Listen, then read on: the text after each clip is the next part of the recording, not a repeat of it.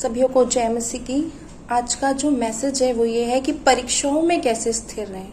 मत्ती 26:41 में इस प्रकार लिखा है कि जागते रहो और प्रार्थना करते रहो कि परीक्षा में ना पड़ो।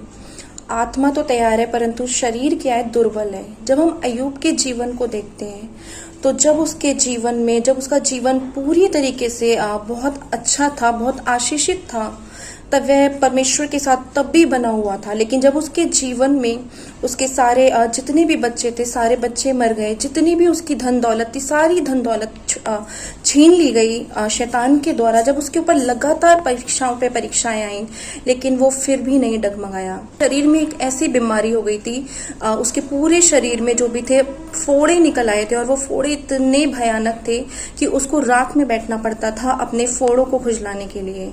यहाँ तक कि उसकी पत्नी ने भी कहा कि परमेश्वर की निंदा कर, इतनी सारी टेम्पटेशंस आ रही हैं, इतनी सारी परीक्षाएं आ रही हैं, तू परमेश्वर की निंदा कर।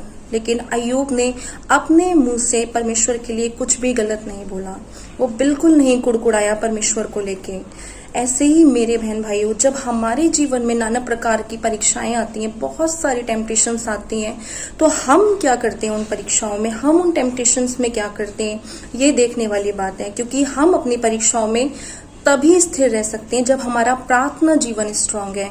क्योंकि जब अय्यूब के जीवन में इतनी सारी परीक्षाएं आई, वो परमेश्वर के साथ बना रहा, खुदावंत के साथ बना रहा, उनकी उपस्थिति में रहा, और एक दिन सारी टेम्पटेशंस खत्म हो गई और परमेश्वर ने उसे 7 गुना वापस किया। ऐसी हमारी लाइफ में बहुत सारी परीक्षाएं आ सकती हैं और आ रही हैं। परमेश्वर का वचन कहता है कि जागते रहो और प्रार्थना करते रहो कि परीक्षा में ना पड़ो। हम परीक्षाओं से तभी बच सकते हैं जब हम परमेश्वर के करीब रहेंगे। हालेलुया। इसलिए ज़रूरत है हमें खुदावंत की हुजूरी में बैठने की और परमेश्वर से सामर्थ्य को मांगने की, और अपने जीवन को, जैसे अय्यूब के जीवन में परीक्षाएं आई वो स्थिर रहा, हमें वैसे ही स्थिरता की ज़रूरत है। और ये स्थिरता हमारे जीवन में तभी आ सकती है जब हम प्रार्थना का जीवन अच्छा रखेंगे। सभी को जय मसीह की।